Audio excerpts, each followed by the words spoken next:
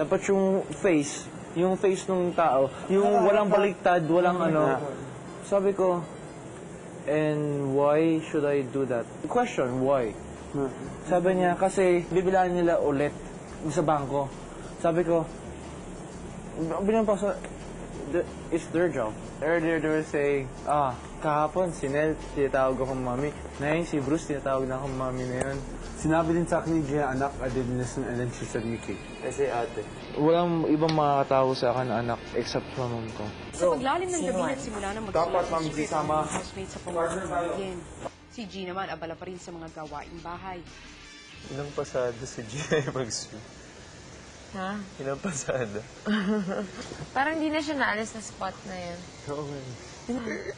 Oops, lupa na pala. Excuse me, darling. Yan. Excuse me lang, sandali. Bag. Saan ba gagamitin yung bag? Itaas mo ito. Ay, sorry. Wow, super linis, mami. Sinabi ko, may naka-assign dyan. Actually, sabi niya, mas maganda daw pag magkusa. Alam mo yun? Ay, sorry. Mahirap na position to. Dave, Sandali. tubig mo yan? Yep. Painom konti. Yep. Konti lang. Excuse me muna, anak. Thank you, Mama Bear. Pusin ko lang dyan para pantay yung pagkakaroon. Mga bigat. Napansin ni Kuya ang naging alitan sa pagitan ng bago at dati mga housemates, kaya't ipinatawag niya sina G at Yen. Since kayo ang pinakamalawak na experience sa buhay, ay may pagagawa ko sa inyo. Mga anak, pwede tayong mag-usap dun sa dining table. Anything you wanna open up to me, or kahit na anong bagay, yung ano sa akin, yung be real. Be real lang kayo sa akin. I think, to be honest, it's just a second date, diba? So for sure, it's still an adjustment. So I think it's too early to judge you, kasi we still do not know you. Hindi ko naman kayo pinipilit na gustuhin ninyo kami. Hindi nakakapanibago na actually na parang merong, alam niyo, parang kumbaga mas matanda sa loob ng bahay. Alam mo yun, parang... Parang hindi kayo makakilos kasi yung gano'n. Ay, hindi naman Ano lang, nakakapanibago lang. Nakakapanibago, alam mo yun. Parang... Mother image talaga. Nakakapanibago na merong somebody older. So, is it kinda off? Or is it... Hindi kasi... hindi ako. Parang, di ba... Basta ako kasi madalas ako naka-award dito na parang... Basta parang pag may task, ganun, parang makulit. Tapos parang wala lang, parang parang baka mamaya maano kayo na parang... Until now? Tama. Yeah. No, there's nothing wrong. It's like, Maganda nga yan eh. I'm just kind of scared because meron kaming mga ginagawa na parang may pagka-childish na ano na nakakatakot na pa biglang mamaya masita or something. Parang, Nangyari na ba? in a way, not really, but yes. Bakit ka natakot? One of the reasons is because you're a teacher.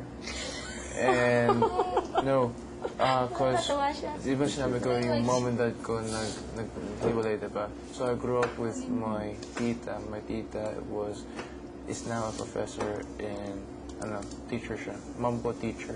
My other tita, the eldest, is a chemist professor. So it's like, the whole family is like... Teacher for... so... You're a family of teachers. And yung discipline and the things, it's like, okay. Behave. So that's why I might be the quiet personality thing.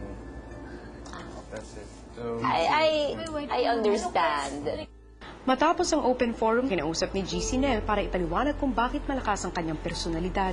Ayoko nang maalala yung mga nakaraan ko. Gusto ko masaya palagi. You didn't know, guys, kasi what happened to my life. Kaya makikita mo kung masyado akong naging strong. Masyado akong naging bato.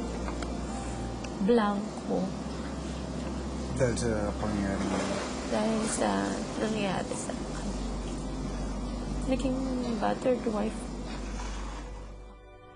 Just an ordinary child. He was surrounded by love. Wala siyang fear, wala siyang hang-ups. Ang ayaw niya lang, para sa isang bata, na hanapin yung tatay niya. Hindi niya nakita. Hindi madali yun. Sinabi ko na lang, magkakausap din kayo. give him time. Noong time na yon, yung pananaw ng bata, hindi siya gumigive up. Because deep inside him, I could feel, just by looking at my son, bubuuin niya yung pamilya niya. When my son was at the airport at hinatid na yung father that uuwi na nga ng Pilipinas, umiyak si Robert. Tatandaan daw niya yung day na yon because that is the last day that he has a father. Every Sunday, nandun kami sa parents ko. And madidinig niya, yung nawawala, yung hahanapin niyo. I think that has been engraved in him. Mas nauna pa nga siya magpatawad kaysa sa akin. Ang pwede ko na lang gawin sa kanya ngayon, mas lalo pa siyang mahalin. Kasi ang damdamin niya, mapagpatawad. Ako yung tatay at nanay niya. Through good and bad times, hindi ako bumitiw sa kanya.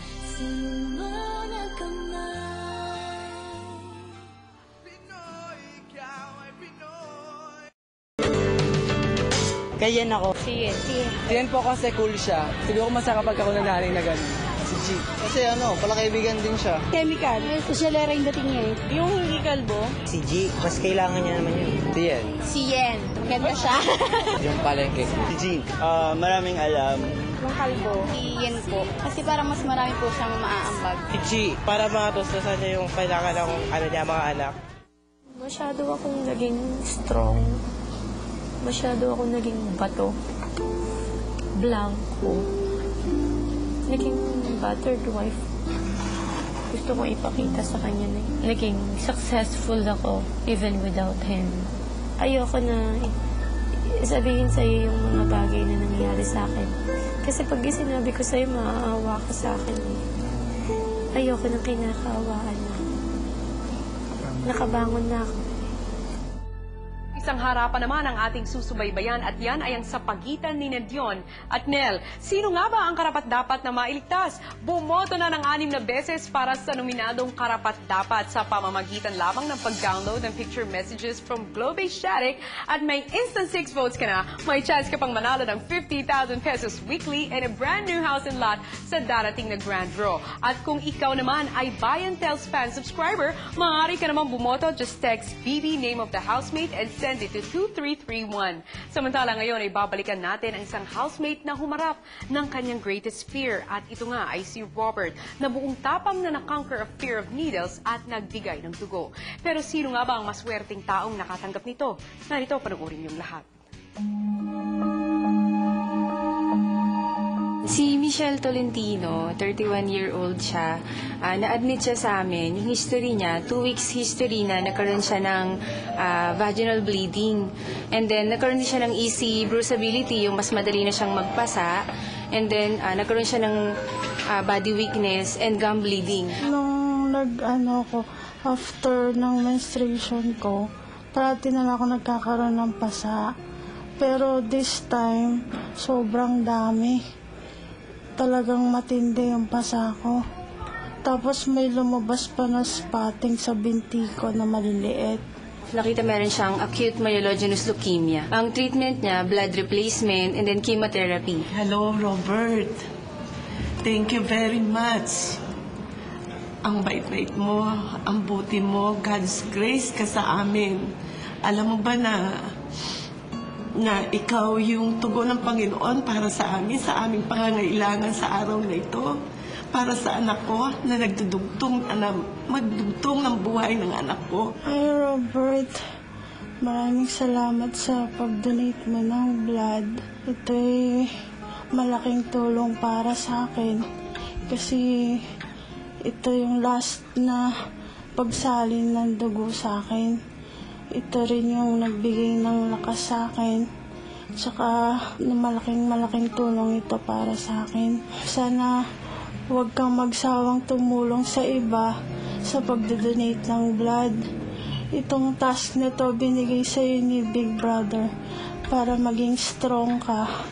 Sana panatilihin mo ito. Maraming salamat.